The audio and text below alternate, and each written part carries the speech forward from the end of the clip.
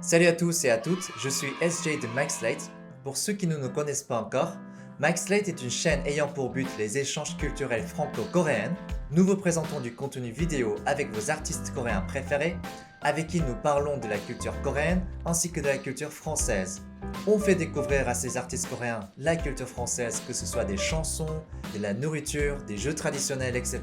Nous collaborons aussi avec le premier magazine français sur la culture coréenne, K-Pop Life Magazine. Alors si vous appréciez ce genre de contenu, abonnez-vous à notre chaîne pour rester connecté.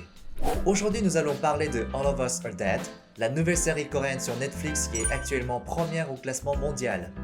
All of Us Are Dead nous raconte l'histoire d'un groupe de lycéens enfermés dans leur lycée avec la propagation d'un virus qui transforme les gens en zombies, avec bien sûr les clichés habituels des dramas coréens, le gars qui n'ose pas exprimer ses sentiments à son ami, entre guillemets, le beau gosse justicier que tout le monde aime, et bien sûr, vous l'aurez compris, le fameux triangle amoureux entre ces trois-là. 야, 만약에 지구가 멸망하고 걔랑 나랑 좀비만 남잖아? 그럼 나는 좀비랑 사귈 거야.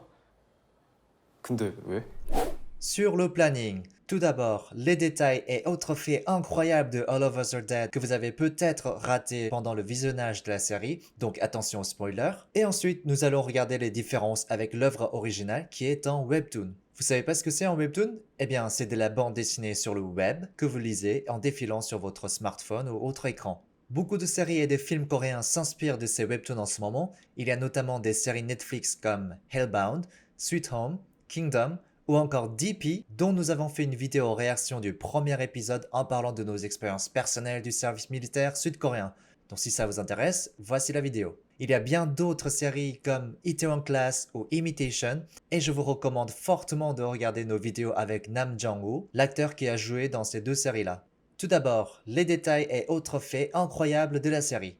Le titre original de All of Us Are Dead en coréen, c'est 지금 우리 학교는, ce qui se traduit par Maintenant notre école. Hyosan est une ville imaginaire qui se situerait dans la province Gyeonggi au sud de Séoul, près de la ville Ansan.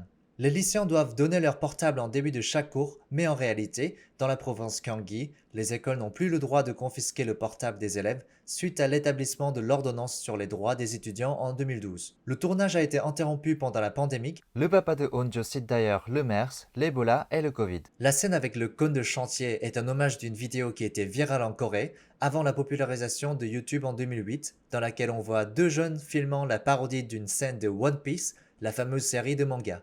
빨간말의 셰프, 내가 널 이기고 최강의 자리를 갖겠다. 해, 절도 없는 소리. 이야! 빠! 아, 존나 어이다.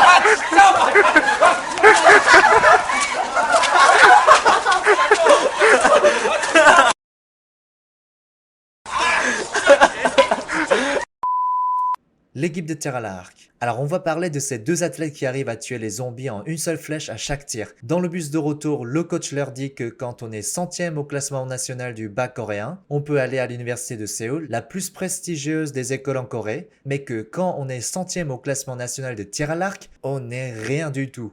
Ce discours rappelle la compétitivité pour entrer dans l'équipe nationale de tir à l'arc en Corée du Sud. Avec 27 médailles d'or, 9 médailles d'argent et 7 médailles d'or de bronze aux JO, la Corée est la première au classement mondial depuis que le tir à l'arc est aux JO. La deuxième équipe, ce sont les US avec seulement 8 médailles d'or. Et la sélection pour entrer dans l'équipe nationale serait encore plus compétitive que les JO eux-mêmes. Ça explique comment ces deux lycéens sont si précis dans leurs tirs et arrivent à tuer les zombies d'une seule flèche. Les drones militaires.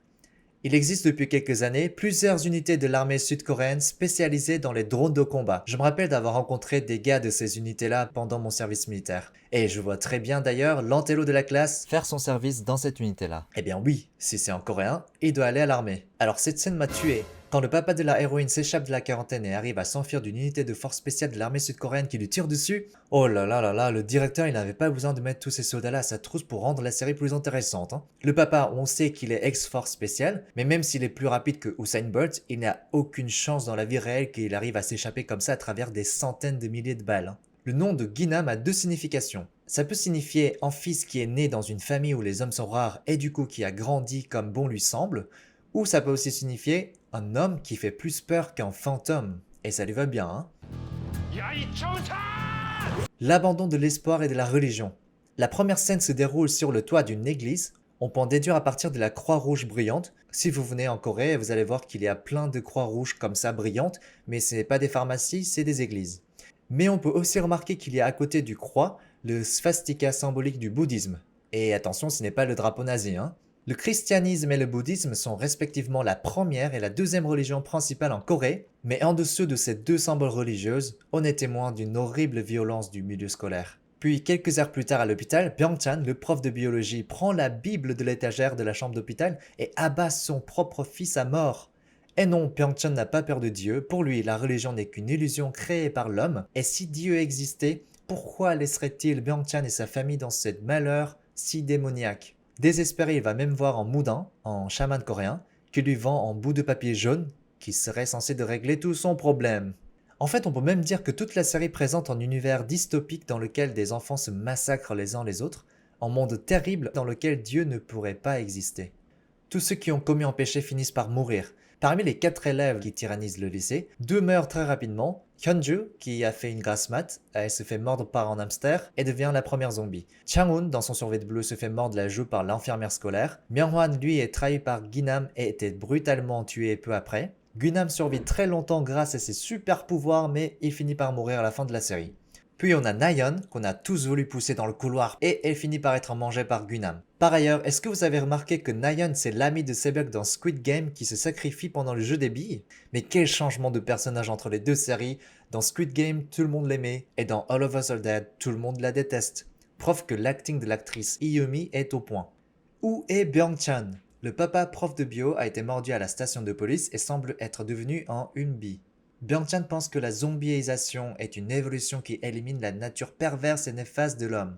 Il a sans doute survécu l'explosion en s'éloignant des lieux concernés et peut-être qu'il sera le grand méchant zombie final à la prochaine saison. Et oui, le virus n'est pas terminé. Les chercheurs ont réussi à répliquer le virus original bien qu'il évolue très rapidement. Il y a aussi la Unbi Unji et les soldats affectés qui sont sans doute maintenant enfermés dans des bases super secrètes pour faire des recherches dessus. Et les agents du service de renseignement national sont passés par la maison de Byung-chan pour récupérer les spécimens à la fin de la saison. Est-ce que Chang-san est mort? Les mises en scène proposent que la probabilité qu'il soit mort reste très élevée, mais rien ne nous empêche d'imaginer que le garçon le plus heureux de l'école a survécu en prenant Ginam comme un bouclier vivant lors de l'explosion. D'ailleurs, on voit que le badge de Honjo que Chang-san tenait dans sa main n'a pas été brûlé. Et comme il a été mordu par Ginam peu avant et on sait que les Unbi ont tendance à se rétablir d'une vitesse hallucinante, on peut supposer que Chang-san survit et qu'il fait partie de ceux dont Namla parle à la fin de la saison. Les différences avec le webtoon. Il y en a beaucoup donc je vais essayer de rester sur les quelques-uns les plus significatifs. Le temps. Dans le webtoon, l'histoire se déroule en 2011, dans la série l'histoire se déroule en 2021. On peut voir les différences en fashion et surtout les drones qui jouent un rôle crucial à la fin de la saison. L'origine du virus. Tout commence par la chute d'une météorite qui contient des microbes et qui très rapidement infecte les êtres vivants sur Terre. C'est une catastrophe naturelle, mais dans la série, c'est le prof de bio qui extrait et purifie l'hormone des souris ultraviolents et crée son propre virus. Dans le webtoon, Chang-san et Soo-hyuk n'ont pas tellement d'interaction avec Gunam, mais dans la série, ils ont une interaction importante pour le déroulement de l'histoire. Gunam est encore plus psychopathe dans l'œuvre originale, il mange de la viande humaine même quand il n'est pas en mode zombie. Et il y a une scène où il écorche le visage d'une prof et le met sur son visage pour essayer de tromper ses camarades et d'aller sur le toit. Il finit par être tué par Harry et Mijin qui lui tirent une flèche et lui coupent la tête. Namla, dans le webtoon, elle est retrouvée par les secours et rejoint la facilité de contrôle et de prévention des maladies pour aider la recherche sur le virus. La méthode d'extermination des zombies est différente, notamment grâce à l'avancée technologique en 10 ans. Dans l'œuvre originale, après des missions ratées par les forces spéciales, l'armée n'a plus de solution mais d'utiliser du gaz toxique pour en terminer avec les zombies. Mais dans la série, elle utilise des drones militaires pour attirer les zombies puis bombarde précisément les places ciblées dans la ville. Le webtoon se termine au Japon avec des pêcheurs japonais qui attrapent le virus. Dans la série, la saison se termine en laissant beaucoup de questions non répondues. D'après ce qu'on a dit dans cette vidéo, on peut émettre l'hypothèse suivante. Dans la saison 2, on pourrait avoir une opposition entre 3 camps différents. D'abord le gouvernement qui veut exterminer tous les zombies restants tout en recherchant un vaccin contre le virus. Une armée de zombies menée par le prof de bio qui veut contaminer toute la population, parce que pour lui c'est une évolution de l'homme. Une résistance des Unbi avec Namla comme leader qui essaie de survivre l'extermination par le gouvernement tout en essayant de garder une distance avec l'armée du prof pour montrer qu'ils ne sont pas tous les mêmes. Et sûrement une histoire avec les amis qui ont survécu. Voilà, c'est tout pour aujourd'hui. Si vous avez aimé la vidéo, likez et abonnez-vous à notre chaîne pour découvrir plus de contenu de ce genre. Allez, à la prochaine, ciao!